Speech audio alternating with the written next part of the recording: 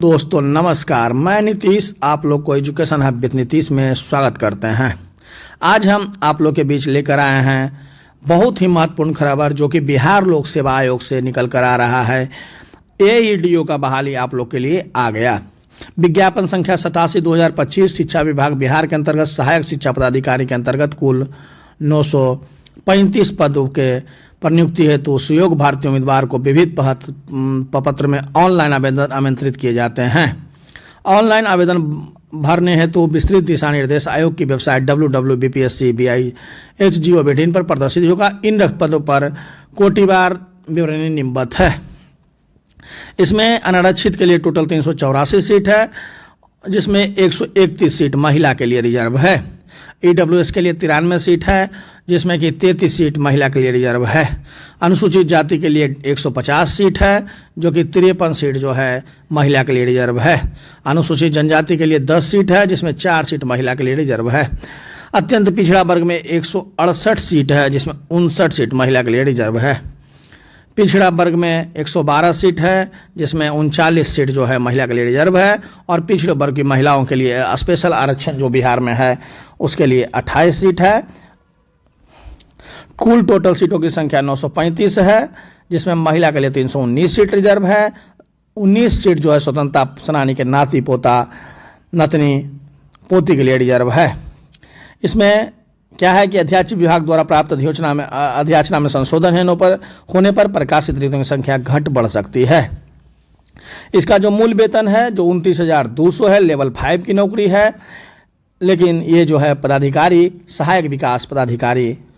सहायक शिक्षा विकास पदाधिकारी की नौकरी है, लेवल 5 की है। इसमें आपको ज्वाइन करने के बाद 2800 ग्रेड पे नौकरी होगी। इसमें जो शैक्षणिक योग्यता है किसी मान्यता प्राप्त विश्वविद्यालय से स्नातक चाहिए। और देखिए उम्र सीमा में 1/8/2025 को एक न्यूनतम 21 वर्ष एवं अधिकतम 37 वर्ष एज होना चाहिए।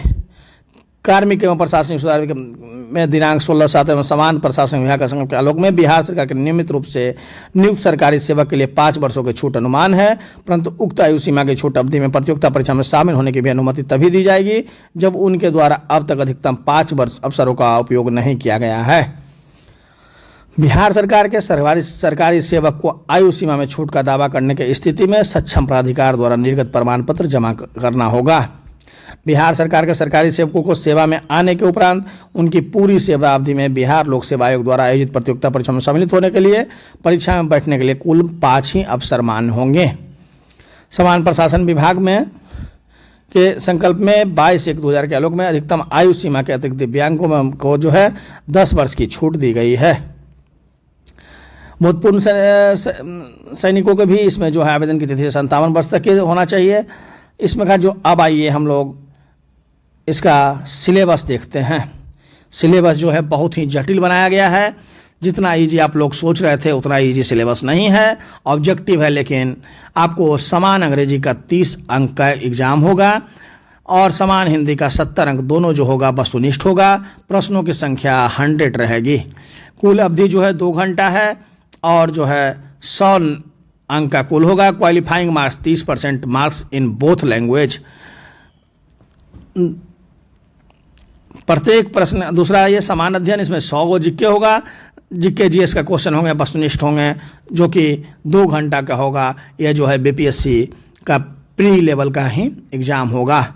फिर जनरल एप्टीट्यूड वस्तुनिष्ठ ऑब्जेक्टिव 100 प्रश्न होगा, 2 घंटों का होगा।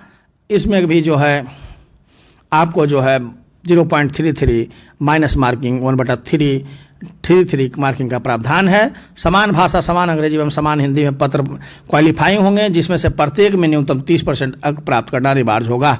अर्थात समान अंग्रेजी एवं समान हिंदी में अलग अलग न्यूनतम अंक प्राप्त करने होने पर ही अन्य पत्रों का मूल्यांकन किया जाएगा। समान अंग्रेजी एवं समान हिंदी के पत्र में न्यूनतम प्राप्त अंक नहीं प्राप्त होने पर अभ्यर्थता पर विचार नहीं किया जाएगा। अब आप लोग इसमें देख लें कि 30 अंक जो है परसेंट जो है आपको हिंदी में और 30% इंग्लिश में भी लाना अनिवार्य है। समान भाषा में जो है समान अंग्रेजी एवं समान हिंदी के प्रश्न इस तरह के होंगे कि अभ्यर्थी की भाषा संबंधी प्रयोग की समझदारी की जांच की जा सके। दूसरा आइए समान अध्ययन आप लोग देख लें। ये जो है बीपीएससी का जो प्री का है सिलेबस है वही सिलेबस है। समान विज्ञान, राष्ट्रीय तथा अंतर्राष्ट्रीय महत्व में समसामयिक घटनाएं, भारत का इतिहास तथा बिहार के इतिहास की प्रमुख विशेषताएं, समान भूगोल, बिहार के प्रमुख भौगोलिक प्रभाग तथा यहाँ की महत्वपूर्ण नदियां, भारत की राज्य व्यवस्था और आर्थिक व्यवस्था, आजादी के पश्चात बिहार की अर्थव्यवस्था। समान योग्यता में देख लीजिए आप लोग जो है जनरल संख्या पत्ती है से संबंधित प्रश्न, पूर्ण संख्याओं का अभिकलन, दशमलव, भिन्न संख्याएं, बीच परस्पर संबंध, मूलतः अंकगणितीय संक्रियाएं, प्रतिशत, अनुपात तथा समानुपात, औसत, ब्याज एवं लाभ हानि, सादृश्य, समानता, भिन्नता, मैथ और रीजनिंग मिलाकर जो है इसमें 100 क्वेश्चन रहेगा। इसमें जो है आपको देख लें कि जो है अंक गणित का क्वेश्चन है और दूसरा में रीजनिंग का क्वेश्चन है। आप लोग चैप्टर वाइज अपना छाट लें और उसके बाद आप लोग उसी अनुसार तैयारी करें। लिखित परीक्षा का उपरांत दस्तावेज सत्यापन आयोजित की जाएगी, जिसमें अभ्यर्थियों को अपने ऑनलाइन आवेदन किए गए दावा के अनुसार सभी वांछित प्रमाण पत्रों की मूल प्रति के साथ उपस्थित होना होगा, अनिवार्य होगा, अन्यथा मेधा सूची में सम्मिलित नहीं किया जाएगा। अब आइए, लिखित परीक्षा में प्राप्त अंकों के आधार पर आयोग अंतिम चयन है तो मेधा सूची तैयार करेगा। लिखित परीक्षा में प्राप्त अंक समान होने की स्थिति में समान अध्ययन विषय के प्राप्त अंकों के अनुसार मेधाकरण निर्धारित होगा। लिखित परीक्षा में समान अध्ययन विषय में वही प्राप्त अंक समान होने पर जो है समानता होने पर देवनागरी लिपि के वर्णमाला के अनुसार नाम वाले उम्मीदवारों की वरीयता दी जाएगी। अब आ जाइए, आप लोग जो है आरक्षण का दावा देख लिए। आपको जो है आप लोग जो जो कैटेगरी में है अपना सर्टिफिकेट जो है बना ले। इसका जो है ऑनलाइन आवेदन भरने की तिथि जो है 27/8/2025 से जो है 26/9/2025 तक है।